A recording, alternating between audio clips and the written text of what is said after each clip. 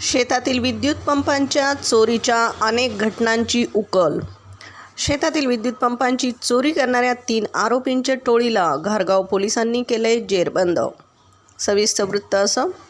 फिर्यादी महेश हांडे राहणार भोसदरी तालुका संगमनेर यांच्या शेतातील विद्युत मोटार पंप आणि केबलची अज्ञात चोरट्याने चोरी केली होती.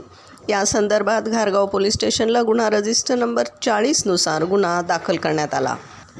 सदरच्या गुन्ह्याचा तपास गोपनीय माहिती आणि तांत्रिक विश्लेषणाच्या आधारे करून आरोपी किशोर काळे, सागर काळे, अनिल काळे यांच्या टोळीला अटक करण्यात आली आहे. घारगाव पोलीस ठाणे हद्दीत पोलिसांनी केलेल्या या तपासात या टोळीने इलेक्ट्रिक पंप, केबल, बॅटरी चोरीच्या 14 गुन्ह्यांची कबुली दिली आहे.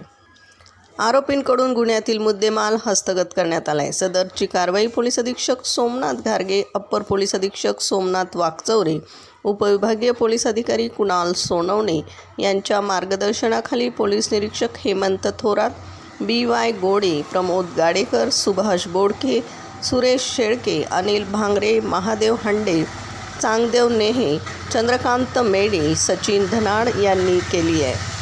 प्रतिनिधीसह महाराष्ट्र जनता न्यूज, अहिल्यानगर.